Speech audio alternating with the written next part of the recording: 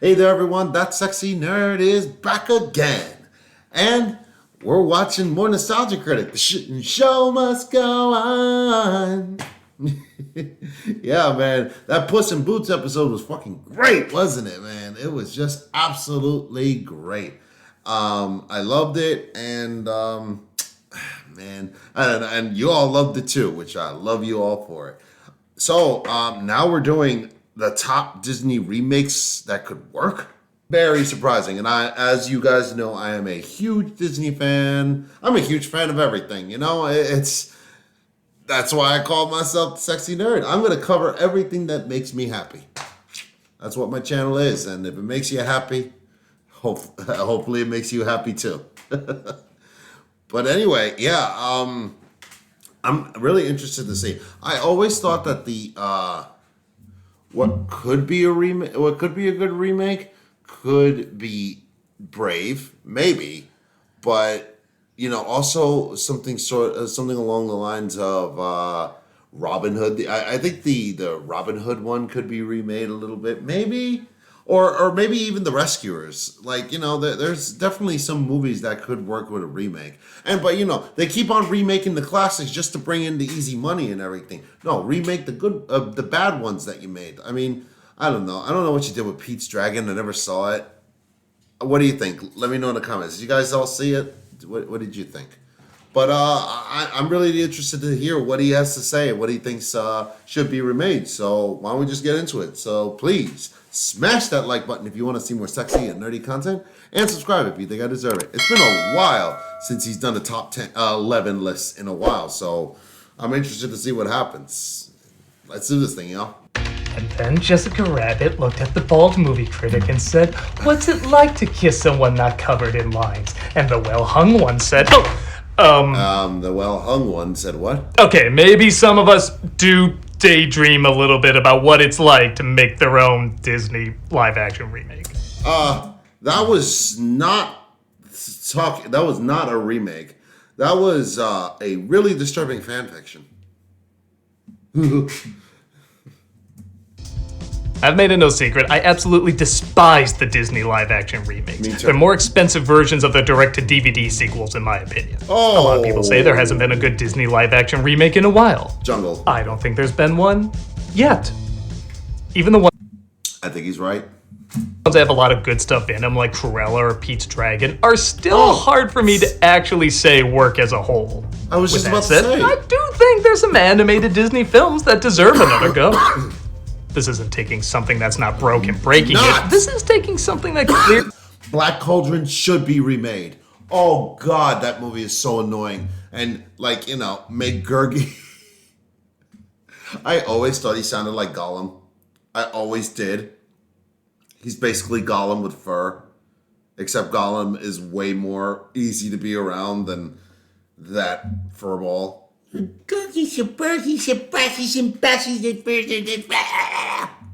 Fuck, man. Clearly had problems and using the remakes to improve them. But how can you do that when the remakes usually make them worse? Well, I'm gonna tell you how.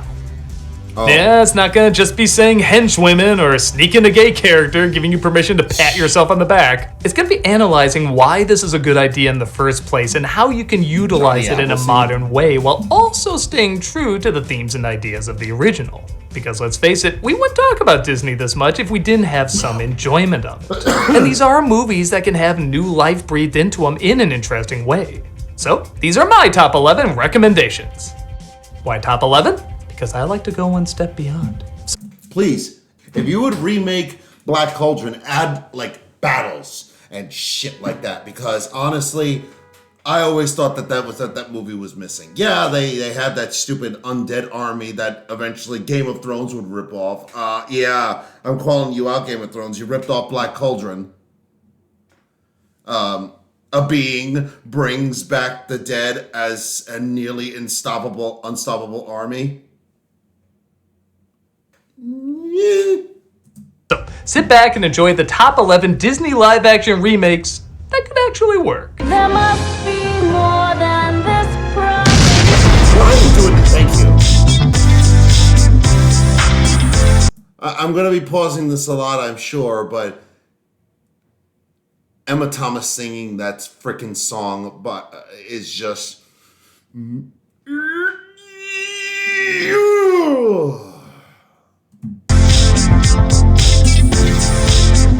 11.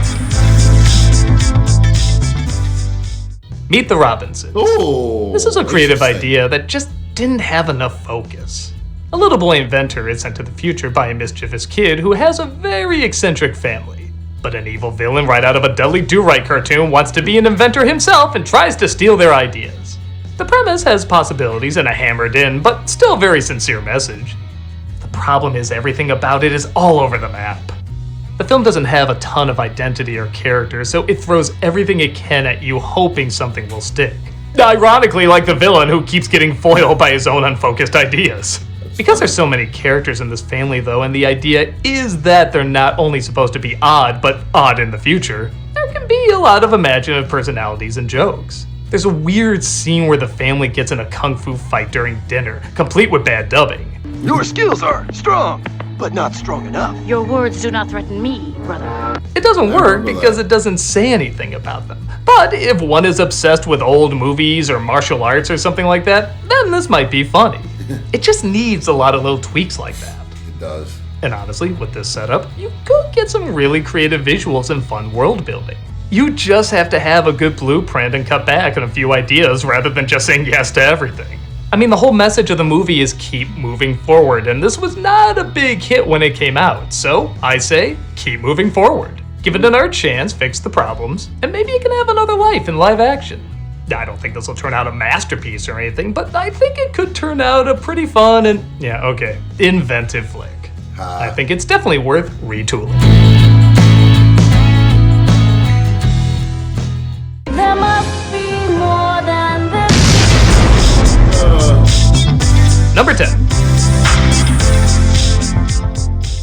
Johnny Appleseed. The original short was part of the film Melody Time, and I'm pretty sure it was going to be a feature-length film until they had to make budget cuts. The short is very wholesome and well put together, but like I said, it is short. There's amazing visuals and beautiful music based around the selfless acts of a real person we know very little about. I feel like nobody's inventive to really make something spectacular out of that story, you know? I'm not saying you have to have the cute cuddly animals or anything, but I do feel like it's an idea you can grow up a bit while still holding on to the thrill of exploring. It'd be interesting to see all the challenges he comes across while doing this. Work in as much fact as you can, but at the same time, work in a little folklore because that is kind of what he's become. I think people would be okay with it. The guardian angel would be the only thing you'd really have to make a choice on, but even then, you can make him a stranger that pops up giving advice and could be interpreted as an angel, or maybe not. Or maybe he has some close calls and he assumes his angel is looking after him. I don't know, there's possibilities with it. Even the songs you could technically work in. Yeah. Every musical number is a folk song you would see somebody singing back in those days. Like Johnny sings a tune while planting trees, the travelers would naturally sing. And the party sequence would obviously have music too. I think the idea of expanding on these adventures while making it clear it is more folklore than history could make it an interesting story and still work in some gorgeous scenery. I feel like this is a short that's so often overlooked because it's lumped in with so many other shorts, but if you stretch it out and are pretty clever with it, I think it could be something pretty cool.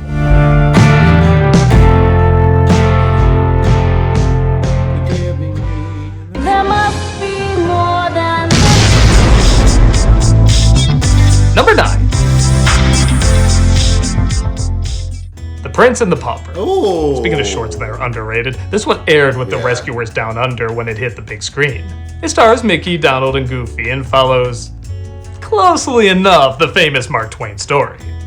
Obviously in the live-action remake you wouldn't have Mickey and his friends in the main roles, but the short didn't stray away from the heavier moments of the story.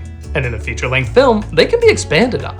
The treatment between the classes, seeing things from a different point of view, and all done with a grand epic feel.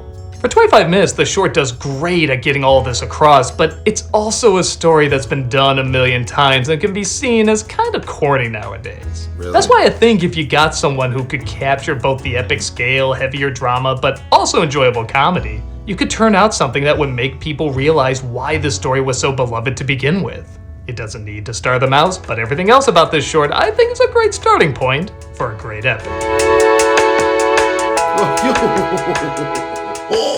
There must be more than I love Number that 8. every single time. Jack and the Beanstalk. Oh. Okay, I swear these aren't all gonna be shorts, let alone Mickey Mouse shorts. But this was part of the feature film Fun and Fancy Free, and honestly, it's weird to think Disney hasn't done a Jack and the Beanstalk feature-length film yet. Now, it goes without saying again, this would not star Mickey, but you could still have the archetype of 3 friends who climb the beanstalk instead of just Jack. I don't even know you can For make any this a other reason to remake. include a scene of someone going berserk like Donald's freak out that went viral.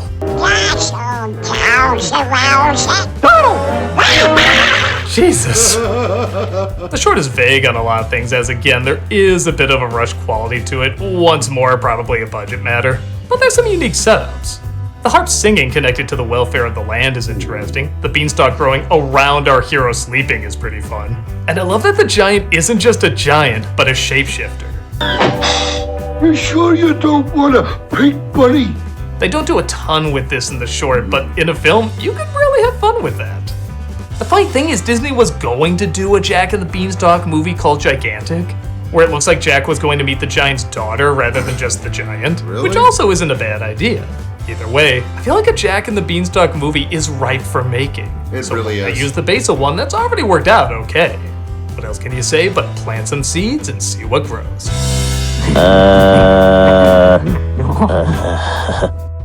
there Not must that much like be a more than Number 7, dick. a Goofy movie. Yeah, aw. Yeah. Hear me out. Fuck off. I know what an impact this movie has had on a lot of people, and I'm not at all indicating that needs to be improved on. I'm saying, remember when they did that Chip and Dale Rescue Rangers movie on Disney Plus? Like it was Chip and Dale, but it also wasn't. I think they could do something similar Okay. with a Goofy movie. Because it is so distinctly 90s, yet still has a decent sense of humor, I think the film could really have fun maybe mixing animation and live action. Maybe do something like what they did with the Brady Bunch movie, where the animated 90s characters just happen to live in current live action reality. Maybe there's a lot of other animated characters in this world, like in Roger Rabbit, or maybe it's just Max and Goofy. Hell, maybe Roxanne is the only other animated 90s kid, and Powerline is an animated 90s performer they happen to bond over. I feel like there's something there. Maybe. And yeah, I'll be honest, I haven't thought of a ton of ideas for this one, but I just love the idea of the same people who made the Chip and Dale Rescue Rangers movie giving a similar I think treatment so. to this. Yeah. I think it could be a lot of fun. I did make a reaction to that movie, but I lost the file, unfortunately. A lot of the movies that I've watched, I've actually lost the files on, and it really sucks. It really, really does. Especially if you just let these writers with their weird sense of humor go off unhinged. It's an odd choice, I know, but I have a feeling it could make for a highly enjoyable flick. It's a crazy idea, but if you get the right crazy people to work on it, it could also be a lot of crazy fun. there must be more Number 6. The Three Caballeros. So this would have to be another live-action animation hybrid, but honestly, I think it could be pretty interesting. The original doesn't really have much of a story, it's just Donald opening a present that introduces him to a bunch of various Latin American characters, stories, and locations. The film is fun for its high-energy, experimental film techniques, and educational value. Honestly, I feel like it can be again. Oh, why not? Why not have a Disney movie that isn't driven by conflict or 3-act structures, and rather a flick that's like a mix between a party and edutainment?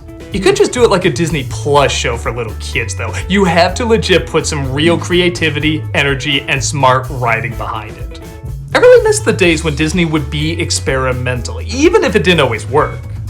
You could argue the original doesn't really work because it just sort of abandons any kind of focus with the exception of Donald wanting to get laid in the end. It's a little weird.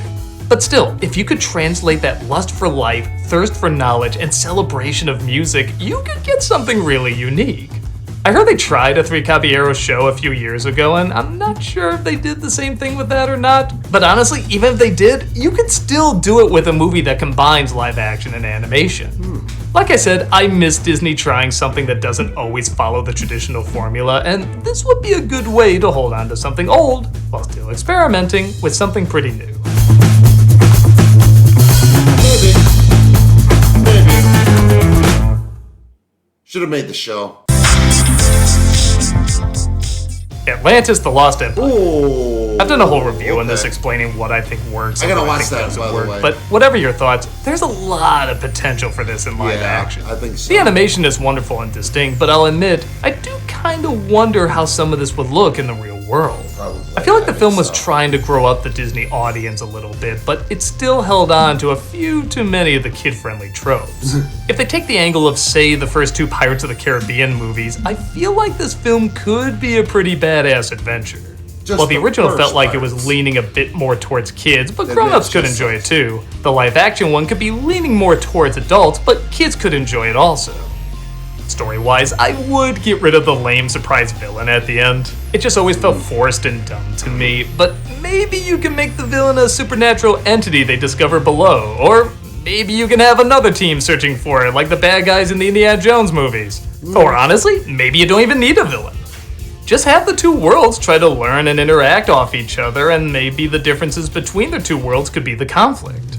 Whichever path they'd go down, I think a lot of people would get into this movie if it went the PG-13 route, and got pretty tough and gritty while still holding on to a decent sense of humor. The characters and most of the plot points could stay the same, just make them a little less slapsticky. I'm not gonna act like I didn't enjoy the original, because I really did. But I feel like we could get a different, yet just as interesting experience with one more go. I think so There must be Number 4. The Princess and the Frog. too. What? This is another movie I've done a review on and have gone into detail about what works and what doesn't. No. And while I really like this movie, I stand by there's one major flaw. Tiana shouldn't have been turned into a frog. Oh. Nobody wanted to see that. She's beautiful, she's got great personality. It's like turning Belle into a cricket. Just, why would you do that? Because I feel like a live-action remake could keep Tiana human, and both her and Naveen still learn off each other. Her can't trying to have a realize black she can woman give be herself the a break center once in a stage. while, and Naveen may be learning the value of hard work while they both try to open up her restaurant. It'd be like after they turned human at the end of the original, opening up the place. Except Naveen would be a frog, and they'd still have to defeat the Shadow Man. Like, that'd be the main focus of the plot. I guess you could stick to the original and still have them in the bayou. That's not my thing personally, but there might be something there too. Bottom line though, you gotta keep Tiana human. Nobody cosplays her as a frog. They cosplay her as a princess. It's called The Princess and the Frog, not The Frog and the Frog. Honestly, I already know who could play the Shadow Man. The what is it? The guy who plays Kang in Ant-Man Quantumania. Yeah, him definitely. People enjoy what they want to enjoy about the idea. I don't know. I like this movie, but I think everyone lost a little bit of interest when they both turned amphibian. So maybe focus more on the great side characters and our leads' interactions off them while only having one of them be cursed. It's safe on effects, and I think it's more what people are looking for. In an age where we keep remaking movies no one has any interest in being remade, I say give the audience what they originally wanted for this movie. I don't know how that would make There must be Number 3. Brave. Yes. This is another film that promised one thing but delivered another. The trailers looked mysterious and thrilling, give the impression Pixar was going in a different direction, similar to the Studio Ghibli movies. But instead, it took the Princess and the Frog / Brother Bear approach. And yeah, okay, I don't think you can get around making the mother a bear that's too big a part of the story. I think you're kind of stuck. Princess and the Frog, you still have a frog even if you keep Tiana human, but this film, the bear is sadly a big part of the story's identity. Yes. I say keep the bear, but have them discover other mythical elements. We see these spirits floating around the forest, do more with that. There's a cool backstory about the villain and some of the disc extra features, do something with that. There's a freaking witch in the story. Instead of just making some weird jokes with her like an answering machine bit that doesn't really work, maybe incorporate more witches into the story, or other spirits that maybe we'd see in Scottish lore. Soak up the fantasy and have the dangers they encounter feed into the crossroads that our main characters are going through. Why have them just stuck in a castle, especially when the lead says she doesn't want to be stuck in a castle, she wants to go exploring? Why not have her actually fight something with her bow and arrow like the ads were promising rather than just hitting a bullseye and one enemy that ends up missing? Make it an adventure as well as a mother-daughter story.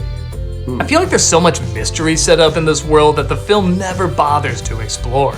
In a live-action remake, I think it makes sense to just explore it. Some simple changes that could have some major results.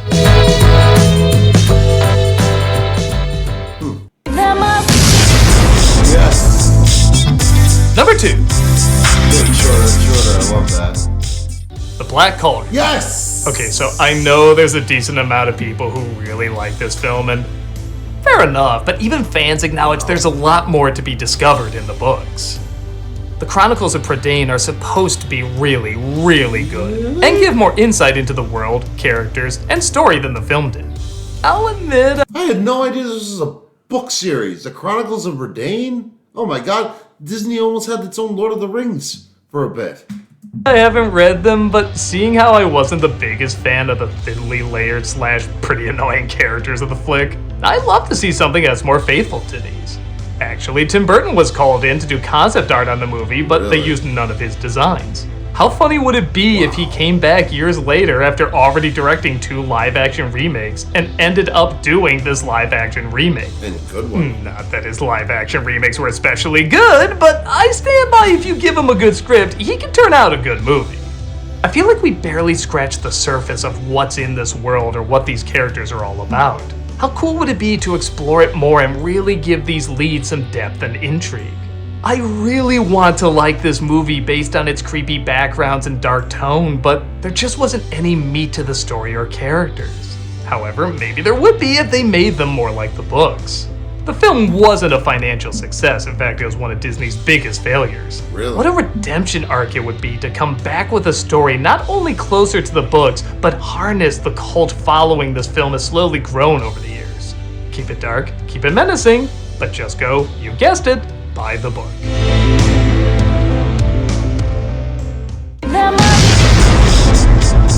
And the number 1 live-action Disney remake that could work is The Hunchback of Notre Dame. Oh, Again, hear me out. You're probably aware I love the original hand-drawn this movie film. too. And you're also probably aware they're doing a live-action remake even as we speak. But let's be honest, it's probably gonna suck. Yeah, it probably Why? is. Because they all suck, and they're not gonna make any major changes that are gonna make it better. You know what they're probably going to do, too? They're probably going to take away some of the good music. You know what they probably won't even do? Hellfire, dark fire. They won't even do that. I bet you. Just to be more PC. Damn it, Disney. My solution? Make a cinematic version of the Disney stage musical. Disney kinda surprisingly allowed Alan Menken and Stephen Schwartz to do a version of the story that's like a mix between the animated film and the original book. That means it's darker, Frollo is a priest and not a judge, the gargoyles are in Quasimodo's head and not in real life, and I guess a spoiler warning. Okay, I'm waiting. I'm waiting. Dies. Okay, there's a spoiler for the musical. You ready? Okay, I'm not giving you a chance. It's playing. Esmeralda dies at the end. Asshole! It is bleak and harsh, but by God, it is so good. The music is expanded on and it's phenomenal. It might actually be my favorite stage show musical. But there's one problem. Disney didn't give them a ton of money. And you can see why. It is crazy risky. You can see people freaking out about this left and right. Because of this, it was more of an abstract or interpretive production. There was a lot of using your imagination, not a whole ton of props or sets.